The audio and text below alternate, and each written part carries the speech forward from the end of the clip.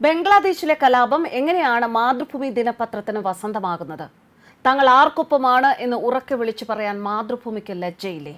ഇപ്പോൾ Mathrubhumi ദിനപത്രത്തിനെതിരെ Janmabhumi deputy editor Kavalam Sasikumar രംഗത്ത് വന്നിരിക്കുകയാണ്. തന്റെ ഫേസ്ബുക്ക് പോസ്റ്റിലൂടെയാണ് അദ്ദേഹം മാതൃഭൂമിക്കെതിരെ വളരെ രൂക്ഷമായ വിമർശനം ഉന്നയിച്ചിരിക്കുന്നത്. ആ പോസ്റ്റ് വായിക്കാം. മാതൃഭൂമി പത്രം ബംഗ്ലാദേശിലെ ദുസ്ഥിതിയെക്കുറിച്ച് എഡിറ്റോറിയൽ എഴുതിയിരിക്കുകയാണ്. വസന്തമാണത്രേ, കലാപമാണ്. കലാപകാരികളായ ജമാഅത്തെ ഇസ്ലാമി വിഭാഗം സർവ്വതും തകർക്കുകയാണ്. ആ രാജ്യത്തിന്റെ രാഷ്ട്രപിതാവ് എന്ന് അവിടത്തുകാർ ബഹുമാനിച്ചിരുന്ന മുജീബ് റഹ്മാന്റെ പ്രതിമകൾ ഉൾപ്പെടെ തകർത്തെറിയുകയാണ്. അതിനെയാണ് വസന്തം എന്ന് വിശേഷിപ്പിച്ചത്. ഇസ്ലാമിക ഭീകരവാദികളായ താലിബാൻ അഫ്ഗാനിൽ ഭരണം പിടിച്ചു മുന്നേറിയ ദുരന്താവസ്ഥയെ താലിബാൻ വിസ്മയം എന്ന് വിശേഷിപ്പിച്ചത് ജമാഅത്തെ ഇസ്ലാമിയുടെ പത്രമായ മാധ്യമമായിരുന്നു. മാതൃഭൂമി ഇത് ചെയ്യരുതായിരുന്നു. അവർ അമ്പെയ്യുന്നത് ആർക്കു വേണ്ടിയാണ് എന്ന് ആവർത്തിച്ചു പറയുകയാണ്. കഷ്ടമാണിത്. ഇങ്ങനെയാണ് ഈ ഫേസ്ബുക്ക് പോസ്റ്റ് അവസാനിക്കുന്നത്.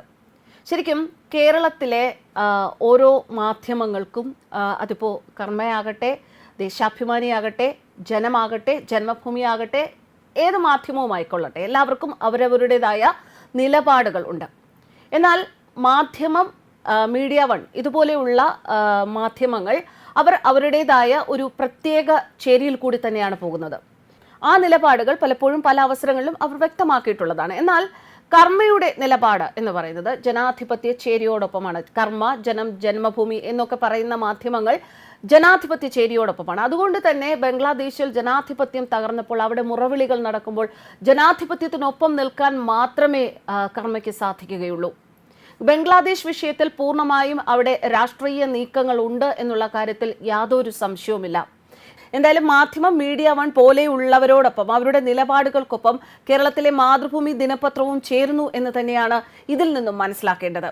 ഒരിക്കലും ഒരു രാജ്യം തകരുമ്പോൾ ആ രാജ്യത്തിന്റെ നിലപാടുകൾ വ്യത്യസ്തമാണ് എന്നിരുന്നാൽ പോലും ആ രാജ്യത്തിനോട് ഒപ്പം നിൽക്കാനാണ് ആരും ശ്രമിക്കേണ്ടത്. അതിപ്പോൾ മാധ്യമങ്ങളായാലും മറ്റു രാജ്യങ്ങളായാലും. എന്നാൽ ഒരു മാധ്യമ ധർമ്മം എന്താണ് എന്നുള്ളത് വ്യക്തമാക്കി മനസ്സിലാക്കാഞ്ഞിട്ടാണോ, അല്ലെങ്കിൽ അത് തങ്ങൾക്ക് സാധ്യമല്ല എന്നുള്ള ഒരു സാഹചര്യം ഉള്ളത് കൊണ്ടാണോ, എന്തുകൊണ്ടാണ് മാതൃഭൂമി ഇത്തരത്തിലൊരു നീക്കത്തിന് തുനിഞ്ഞത് എന്നതും ശ്രദ്ധേയം. ഷെയ്ഖ് ഹസീനയുടെ നേതൃത്വത്തിലുള്ള സർക്കാരിന്റെ പതനത്തിലേക്ക് നയിച്ചതും 300-ലധികം പേർ മരിച്ചതുമായ ബംഗ്ലാദേശ് പ്രക്ഷോഭത്തിന് പിന്നിൽ ജമാഅത്തെ ഇസ്ലാമി ബംഗ്ലാദേശിന്റെ വിദ്യാർത്ഥി വിഭാഗമായി ഇസ്ലാമി ഛാത്ര ശിബിർ ആണ് എന്ന് ബംഗ്ലാദേശ് വൃത്തങ്ങൾ വ്യക്തമാക്കിയിരുന്നു. ഈ സംഘടനയ്ക്ക് പാക് രഹസ്യാന്വേഷണ ഏജൻസിയായ ISIയുടെ പിന്തുണ ഉണ്ട് എന്നും ആരോപണമുണ്ട്. ഇസ്ലാമി ഛാത്ര ശിബിറിൽ ഉൾപ്പെട്ട നിരവധി വിദ്യാർത്ഥികൾ കഴിഞ്ഞ 2 വർഷങ്ങളിലായി ബംഗ്ലാദേശിലെ വിവിധ സർവകലാശാലകളിൽ പ്രവേശനം നേടിയിരുന്നു. ഇവർ നിരന്തരം വിദ്യാർത്ഥികളെ പ്രകോപിപ്പിച്ചു എന്ന് തന്നെയാണ് അധികൃതർ ആരോപിക്കുന്നത്. ബംഗ്ലാദേശിലെ ധാക്ക സർവകലാശാല, ചിറ്റഗോങ് സർവകലാശാല, ജഹാംഗീർ സർവകലാശാല, സിൽഹൈറ്റ് സർവകലാശാല, രാജ്ഷാഹി സർവകലാശാല എന്നിവയാണ് ഇസ്ലാമി ഛാത്ര ശിബിറിന്റെ പ്രധാന കേന്ദ്രങ്ങൾ. 3 വർഷമായി സർവകലാശാല തെരഞ്ഞെടുപ്പിൽ വിദ്യാർത്ഥി സംഘടനകൾ ഇസ്ലാമി ഛാത്ര ശിബിറിന്റെ പിന്തുണയോടെയാണ് വിജയിച്ചത്. സർക്കാർ ജോലികൾക്കുള്ള വിവാദ ക്വാട്ട സമ്പ്രദായത്തിനെതിരെ 2 മാസമായി തെരുവിലിറങ്ങിയ പ്രതിഷേധക്കാരിൽ സർവകലാശാല വിദ്യാർത്ഥികൾ മാത്രമാണ് ഉണ്ടായിരുന്നത്. ഇസ്ലാമി ഛാത്ര ശിബിറിന് പാകിസ്ഥാൻ രഹസ്യാന്വേഷണ ഏജൻസിയായ ISIയുമായി വളരെ അടുത്ത ബന്ധമുണ്ട് എന്നാണ് ബംഗ്ലാദേശ് അധികൃതരുടെ ആരോപണം. സംഘടനയുടെ നിരവധി കേഡർമാർ പാകിസ്ഥാനിലേക്ക് യാത്ര ചെയ്തിട്ടുള്ളതായും ബംഗ്ലാദേശ് വൃത്തങ്ങൾ വ്യക്തമാക്കുന്നു. വിദ്യാർത്ഥികളുടെ വ്യാജ DPകൾ ഉപയോഗിച്ചാണ് ISI അംഗങ്ങൾ വിദ്യാർത്ഥി പ്രസ്ഥാനത്തിൽ ചേർന്നത് എന്നും ഇവർ വിദ്യാർത്ഥികളെ സോഷ്യൽ മീഡിയയിൽ പ്രചോദിപ്പിക്കുന്ന തരത്തിലുള്ള സംഭാഷണങ്ങളിൽ ഏർപ്പെട്ടിരുന്നുവെന്നും വൃത്തങ്ങൾ വ്യക്തമാക്കുന്നു.